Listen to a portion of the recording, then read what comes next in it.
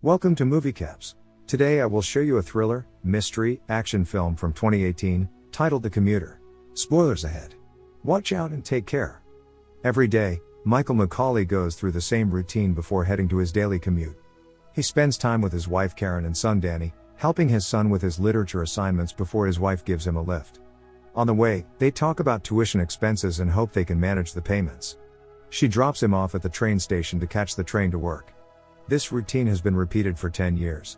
Mike frequently converses with other regular commuters like Walt. Mike works as a life insurance salesman. But on this particular day, Mike's boss calls him into his office to tell him that he is being laid off after 10 years. Despite his arguments that he has 2 mortgages, his son is going to college, and he has 5 years until retirement, Mike is fired. Everything becomes muffled for him. He and Karen are living hand to mouth and he does not know what to do next.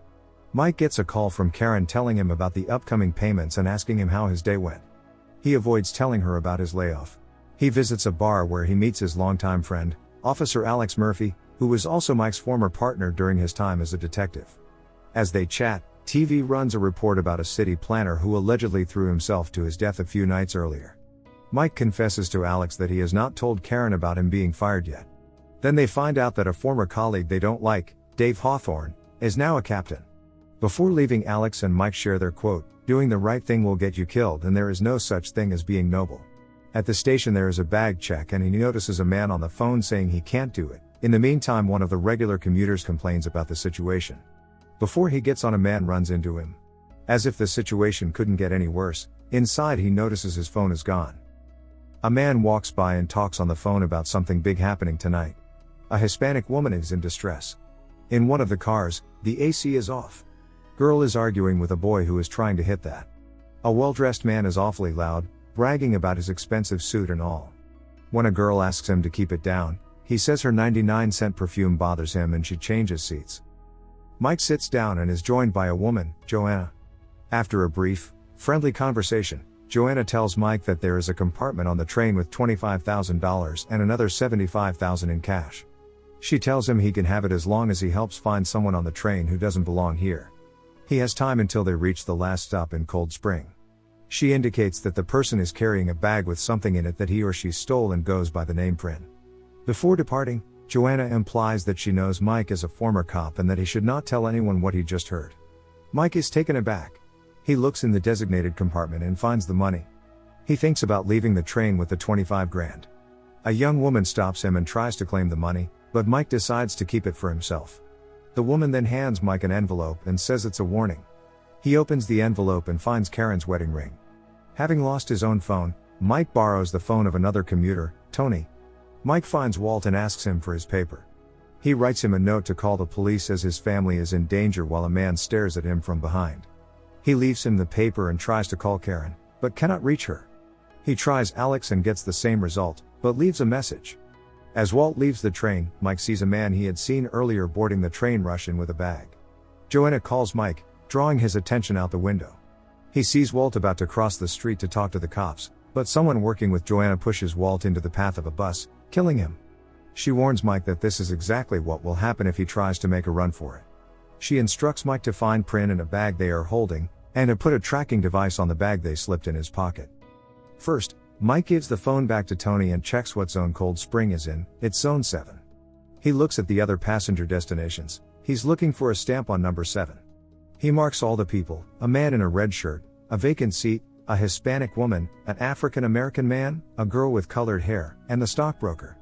Mike approaches the stockbroker because he has never seen him on the train before. Even though his ticket has zone 7 marked on it, he is confused as to why Mike thinks he is going to Cold Springs and also calls him poor and that he should mind his own business. Mike gives him the middle finger and his next attention is on the girl. He starts a conversation with her, but she excuses herself. He follows her and grabs her bag. She's carrying fake IDs for her boyfriend. Mike notices a sign, which gives him an idea. He approaches a conductor and points out a few people who seem suspicious to him. He suggests searching the bags of everyone going to Cold Spring. The conductor approaches the Hispanic woman and wants to check her bag under the pretense of a security check. A scuffle ensues and Mike once again notices the tattooed man from the first stop, who is also headed to Cold Springs. Mike follows the tattooed man, who attacks him in the next car for following him. When Mike mentions Prin, he becomes suspicious and the two continue to fight until Mike lets him win so he can slip him the tracker. When he thinks the job is done, he finally allows himself a breather. Tony receives a call and he quickly figures out that the call is for him. He answers it and it's Alex. Alex assures him that he sent some agents to his house to check on his family. Mike tells him the whole story about Prin, the 100 grand and Waltz, and that his family is being threatened. Alex mentions that a witness using Prin's name claims to have seen two men throw a city official to his death. This makes Mike realize that Prin is going to be killed and that he is being set up. As the train enters a tunnel, the call is interrupted. Two agents are waiting for the witness at Cold Springs. They mention 20 minutes until the arrival of the train. As Mike continues to walk between cars, people notice him and get nervous. He opens the bag the tattooed man had in the empty car. It's filled with his belongings and a missing gun. He hears a phone ring and discovers the body of a tattooed man wearing a badge that reveals he was an FBI agent. Mike answers the phone. It's Joanna. She accuses him of identifying the wrong person and being responsible for another man's death. He asks about his family's well-being and she assures him that everything will be okay as long as he does his part. Joanna activates the microphone on Karen's phone and he listens as a man comes over to their house and says he is there on behalf of Mike. Joanna interrupts the transmission and tells him not to leave the train and not to get caught. The train is stopped for an investigation. Some passengers have warned the authorities about Mike's suspicious activities on the train. Mike hides with the body while the police clear the cars. He tries to open the door but cannot, so he crawls down, only for the train to start moving. He still manages to jump down and roll between the wheels. He manages to jump back on the train, but his bag gets stuck. When he pulls it back, all the money flies out except for 100. Joanna calls again. It's 2 more stops until Cold Springs. He is desperate. Mike turns off the AC on all cars except the last one. All passengers move to the last car.